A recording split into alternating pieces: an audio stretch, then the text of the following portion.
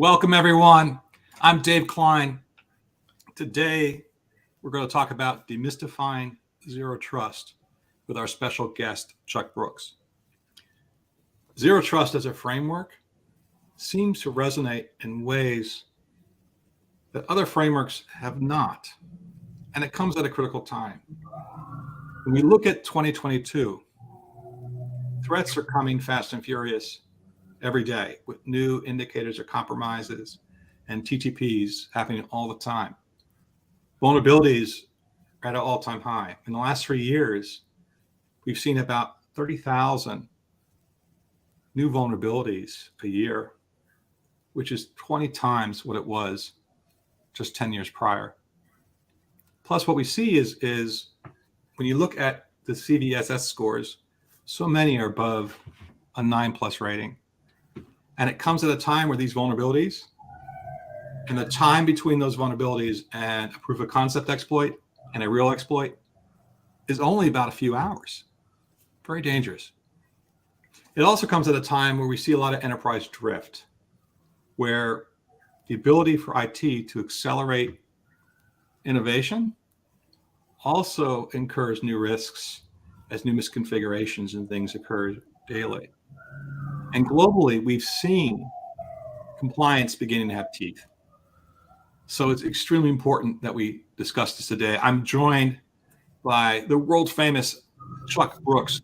Chuck is the president of Brooks Consulting International, a professor at Georgetown University, well-known author in Forbes, Washington Post, Homeland Security Today, among others, recognized on LinkedIn, Thomson Reuters, IFSec, and one of the top cybersecurity experts to follow. So, Chuck, welcome. Thank you, Dave. It's great to be here. It's great to have you. So, why is it that zero trust seems to resonate better than other frameworks? Well, I think first of all, it makes so much sense. It's based on trust. Don't trust and verify, which is very easy concept for anyone to know. And the other reason is frankly, these other, frameworks they may be good frameworks actually, and some of them could be incorporated with zero trust, but alone they have not prevented what has happened, which has been increased every year in the amount of breaches, and also the fact that these breaches are becoming the victims of more sophisticated attacks and a greater surface attack landscape. So it's sort of like, we need to do something different. And I think the cybersecurity community for a long time has been contemplating, what works best. A lot of this is based on sort of the industrial security model. You have to really look at every aspect of what's in your system. And so they came to the conclusion that, we need to do something different. It was mandated by executive order throughout the federal agencies. And I think it's a good thing because, we'll now be able to explore, start from scratch, look at a risk management framework that really examines what you have to do to remain secure and what you already may have in your inventory that you need to check out. Very good.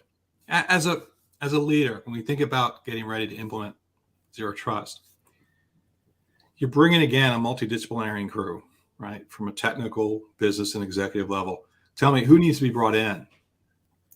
I think, for sure the CSuite, and this has really been a challenge for a long time. CSuite has been pretty much indifferent to security. They started as a cost item, but it isn't now. Now it's your reputation and it's your bottom line, and it's how how fruitful you'll be as a company and eventually. So I think the C-suite is essential. Obviously, you need the IT people, the CISO, the CIOs, because you really need to know everything in the network, everything else. When you talk about zero trust, you're talking about not just devices and software, you're talking about people too. And you're talking about anything connected. And so people have to know the capacity they have to find things, what they have to look for to discover, whether it be hardware, software, or actually something attached to the network.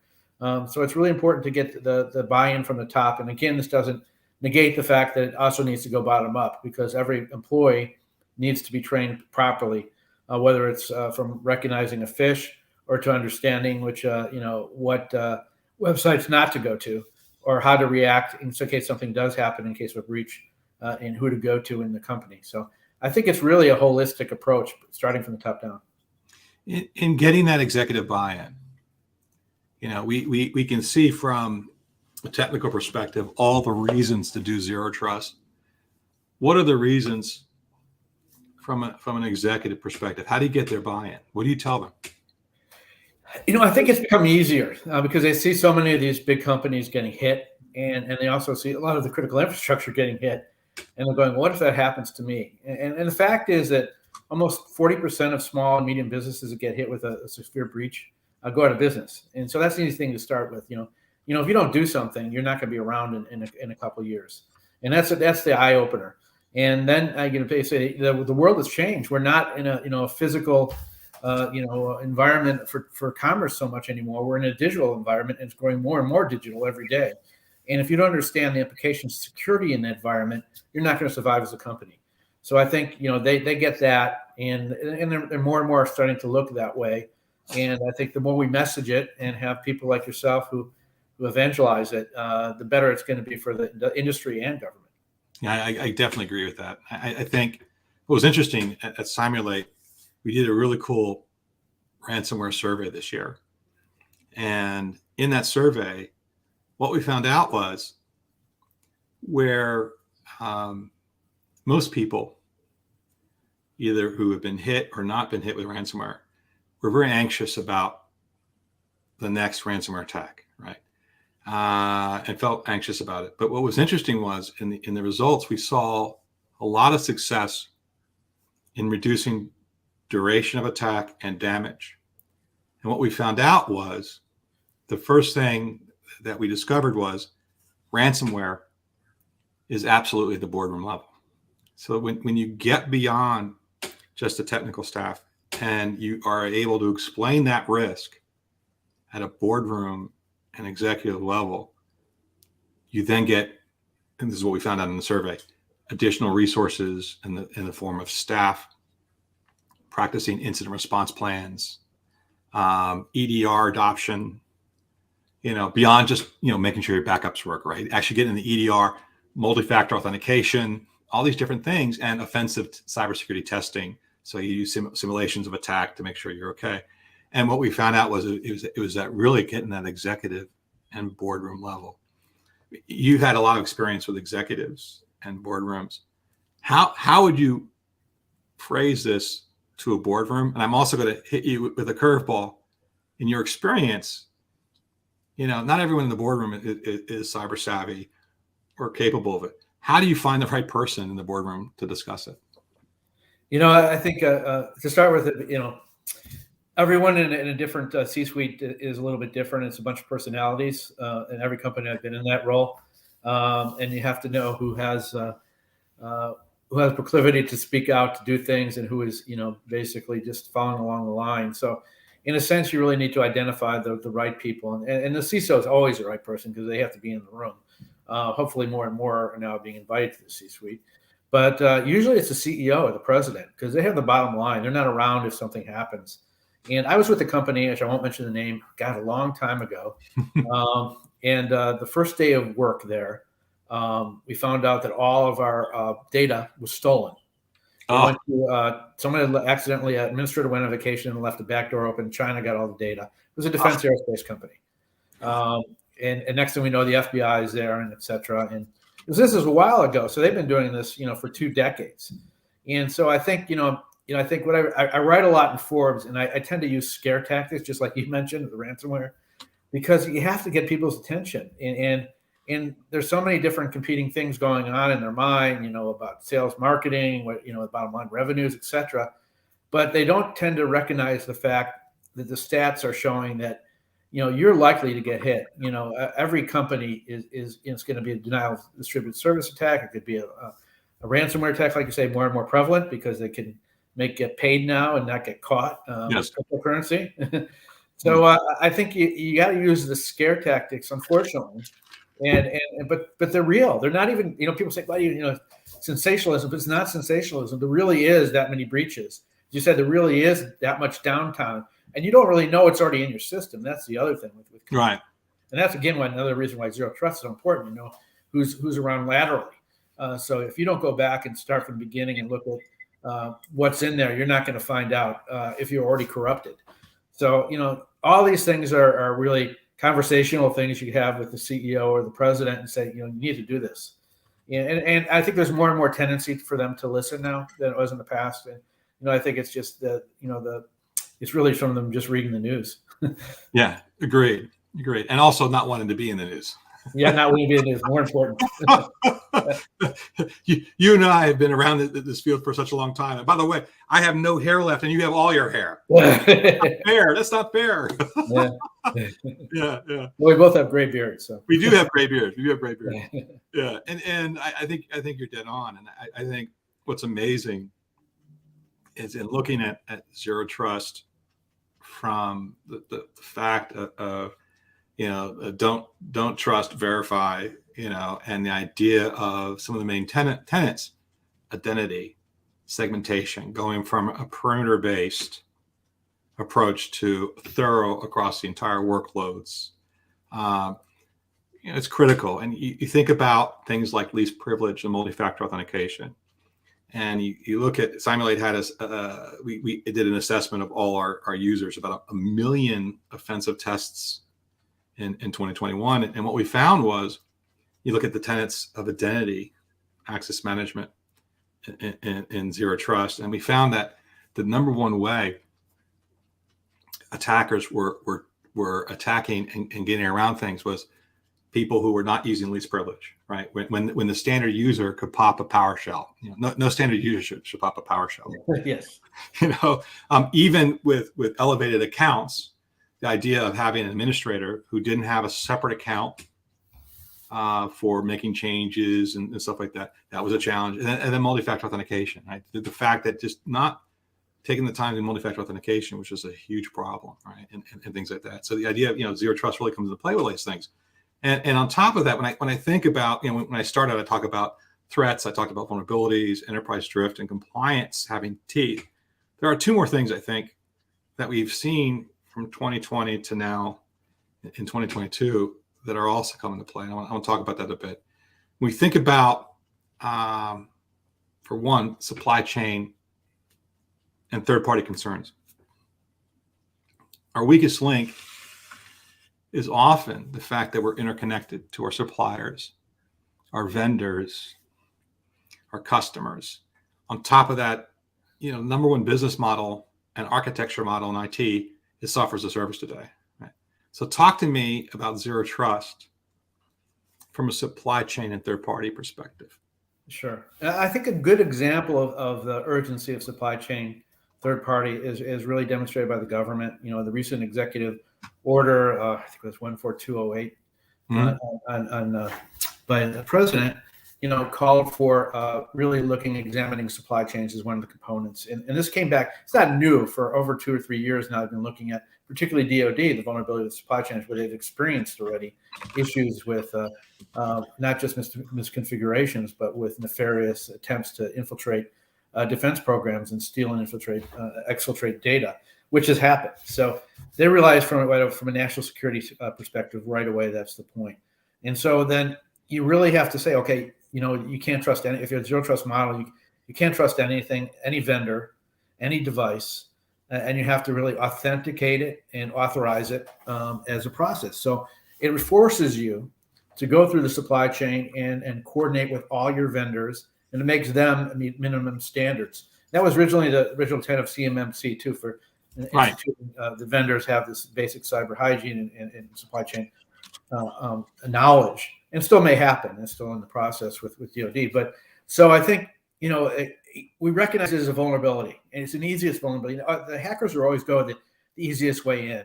That's just what they're going to do. And it's easy to find someone connected that doesn't have good security, that is part of the system, to infiltrate, take advantage of. It could be supply chain. It could be also through IoT devices, which is another way they do it, which is sort of supply chain anyway. So that's what they're doing. And so I think when you go back to this zero trust model and you implicitly don't trust anything, you have an opportunity to go through and examine what has happened. And what I like is that it really is based on a whole real principle of risk management. I think what some of the other risk management procedures lacked when you're talking about defense in depth and even security by design, which are really important. It didn't examine the whole. And what Zero Trust does, it examines the whole. So you have to go back to the beginning. And when you said exactly about simulations and testing, continuous diagnostics, that's where you start, because you don't know what's in your system. You don't know what gaps you have. You don't know what behavioral issues there might be if it's an insider threat, as you mentioned earlier. You need to really discover that and develop a baseline. And once you develop a baseline, you can develop a risk management profile and a plan. Go from that plan, and you continually test it and update it. But I think that's where the industry is going, and it's good to see it going in that way, because I think that it's really been a mishmash. And if everyone's on the same page and doing this basic, really what is just using, what tools and techniques and what tech they need to use, which is really they'll derive from a zero trust architecture. They won't necessarily mean they have to use it, but you can discover what you need and where your gaps are. Yeah, I think that's dead on. And I think that the biggest thing is that baselining and trending over time. You talked about threats change daily. We talked about enterprise drift caused by innovation, which is positive in some ways, but also negative in that configurations change all the time. Is that that there's a need to come up with a baseline that over time see how things change. A new vulnerability in the wild. Let's use attack-based vulnerability management to test our environment to see what mitigating first-party and third-party controls. First-party being the operating system, permissions, the multi-factor authentication, cloud permissions, all that kind of stuff. And then over also the third-party being your security controls. How can we prioritize what works, what is bad in our environment, what works, what attackers can get through, and show how a new exploit comes out, what we do to fix it. We get an EDR like CrowdStrike, right, or SentinelOne.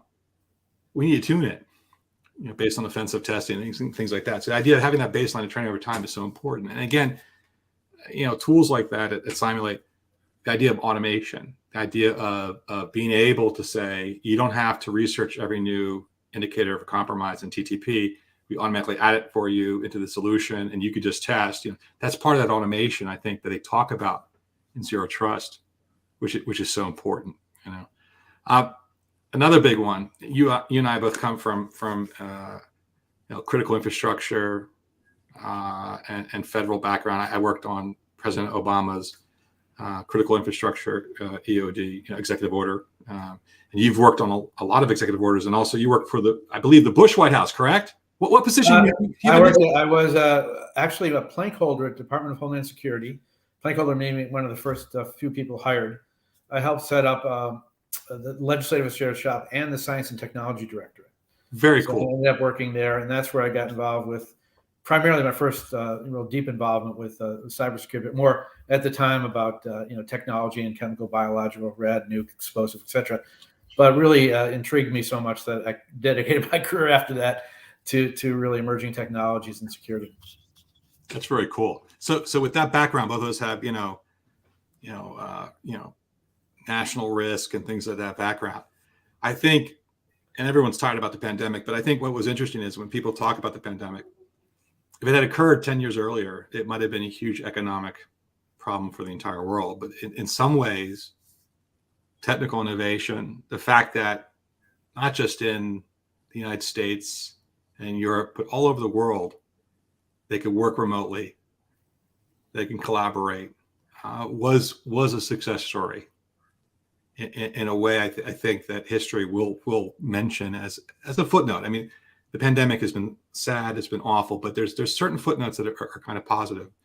From a zero trust perspective, let's talk about the fact that the pandemic. And by the way, I don't know if you know this. I read an article. Forgive me, I forgot where did I see it. It was either Core or somewhere else, about the fact that whenever there's been a major pandemic throughout history, things have changed. Right? It's caused major changes. I think the biggest thing has been this work from home, which before was an option. Now people view it as not an option, right? I think there'll be a lot more of a hybrid approach in the future where you come in to do meetings and things like that. How has this pandemic, work from home, which means you're using your own device in certain situations, the fact that we have smartphones that are tied to our networks, right, and into our applications and software, how does Zero Trust address that? I think what you're saying is exactly true, by the way. I think that, the pandemic has really forced us to a digital era transformation quicker than we thought it would happen.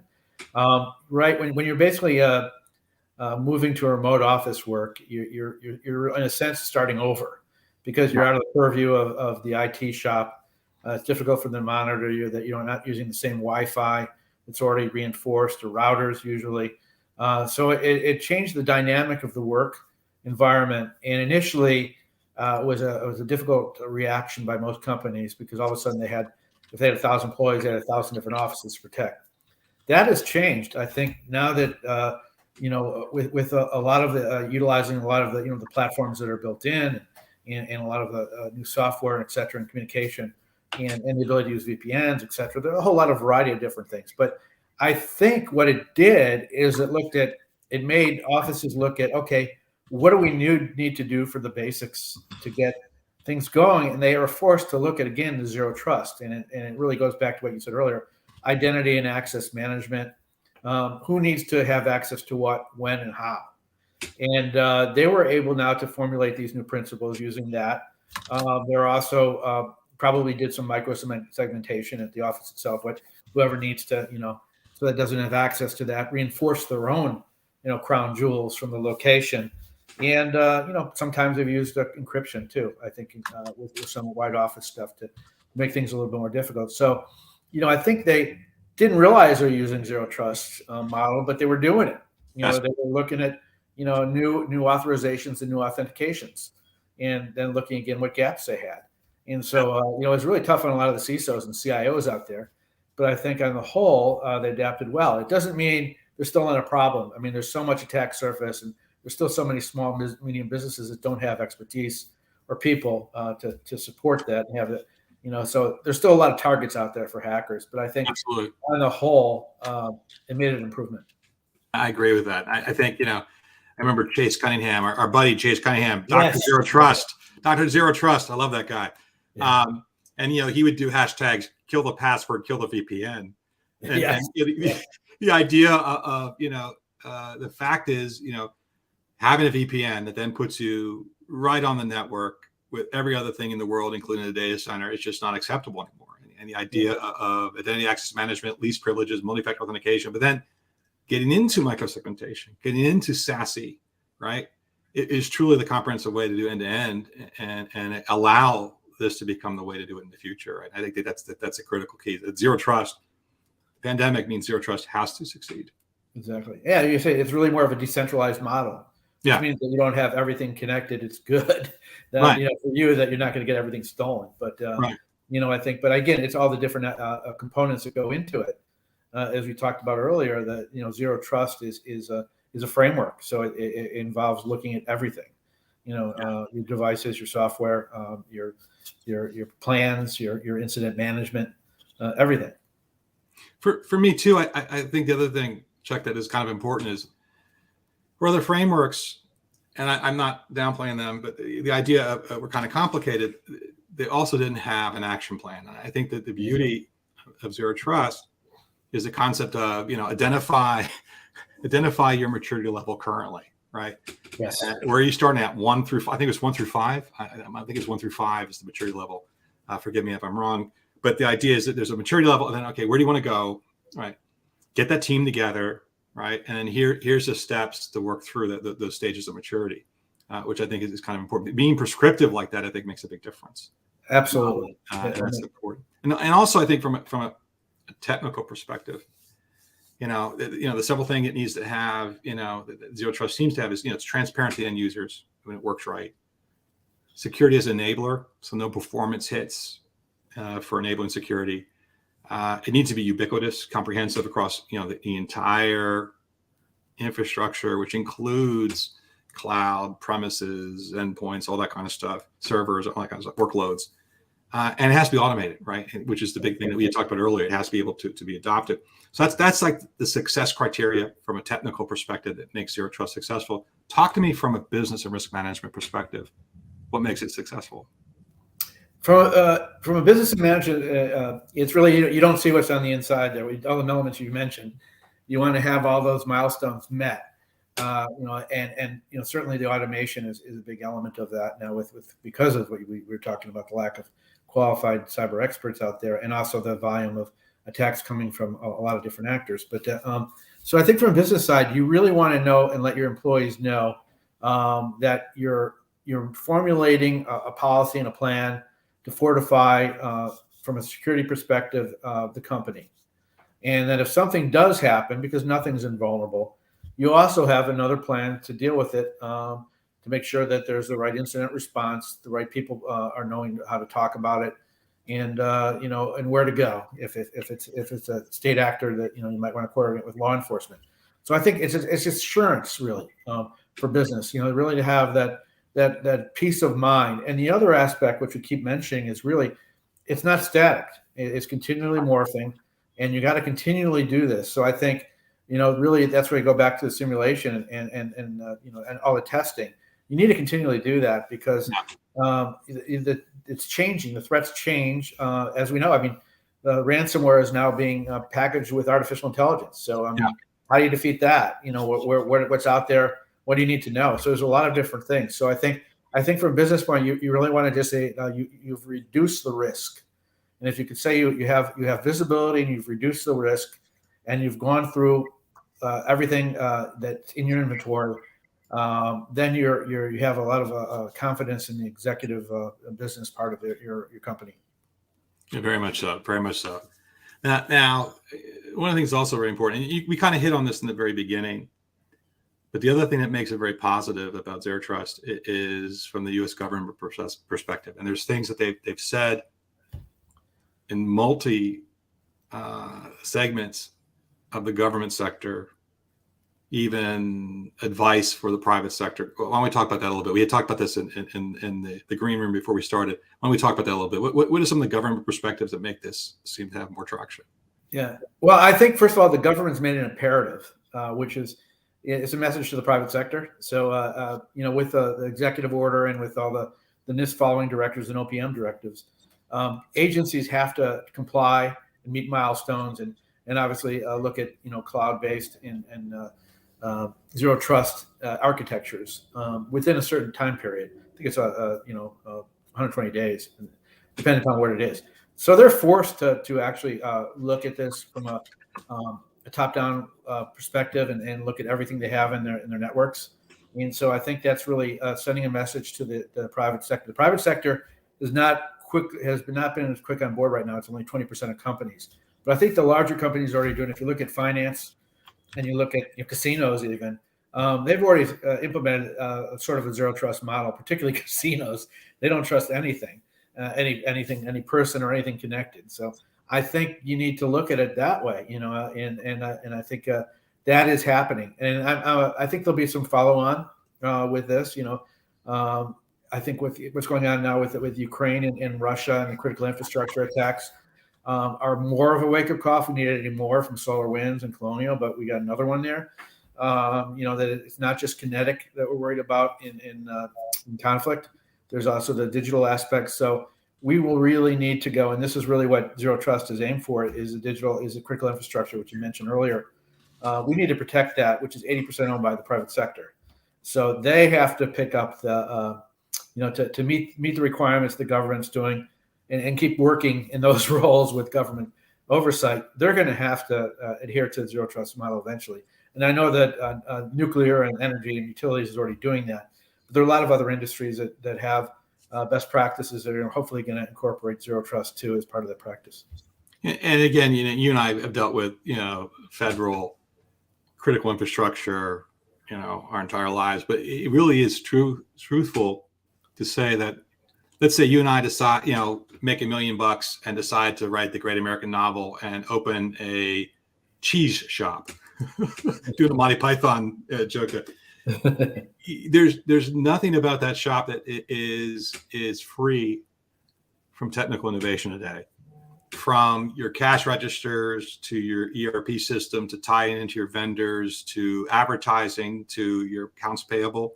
It truly is a situation where even something as a cheese shop needs to know what they're doing, or they'll go out of business. Right? They'll have an attack, and that's I think is the biggest thing that I've seen is the takeaways have been ransomware hits everybody, right? And other types of attacks hit everywhere. There's also account payable attacks, right? Or hey Chuck, how you doing? We changed our account online. Could you change the payment to this one, right? You know, that kind of stuff. There's all these type of attacks that are hitting everything from a mom and pop store to a Fortune 50, right? I think that's critical. Back to the idea of the federal lead. You talk about being a leader in zero trust.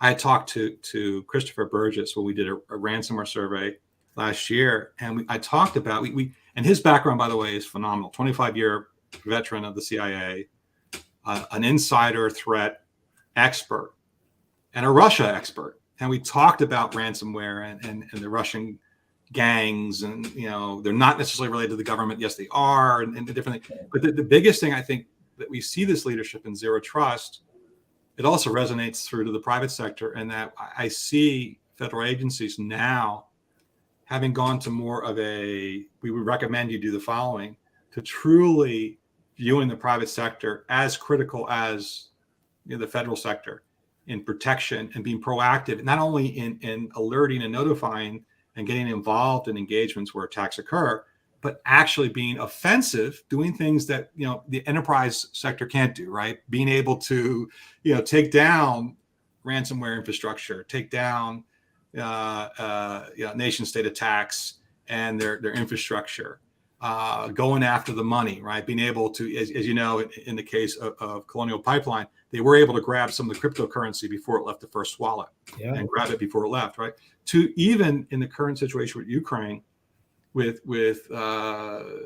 Russia, shutting down, a few of the major ransomware gangs, right? And it seems to be there's some negotiation behind the scenes where they're really making a difference, which I think is really kind of cool and important. Yeah. You bring up some really interesting things. I mean, one is certainly that this is a global issue, and the second thing is that it really necessitates a public-private partnership to be successful in cybersecurity. Yeah. No matter what framework you're using, because the stakes are higher. But really, what you just said is that really the techniques and tools and capabilities of the hackers is so much more than it was in past years. And you have your state actors, of course, which primarily China, Russia, Iran, and North Korea are the major ones active there. But Russia is a little different, like you said, because they use a lot of criminal gangs that are loosely affiliated. But even these organized criminal gangs they're like mafias. They're making tons of money. They have their own banks, and they're using automated tools for attack. They're getting stuff and sharing it on the dark web. So the threats are so much greater that it really is necessary for public sector and the private sector to coordinate and work together to identify the threats, to know how to defeat the threats, and to implement the best tools and processes to be able to be more cyber secure. Absolutely. And that also includes offensive testing, which is what Cymulate does, right? The idea of absolutely. And that's really critical and key. So excellent. Well, Chuck, this has been totally awesome. I've thoroughly enjoyed this. I'm sure everyone else has as well. I really appreciate your time. This is terrific. Thanks so much. My pleasure. Thank you so much for having me. See you next time. Take care.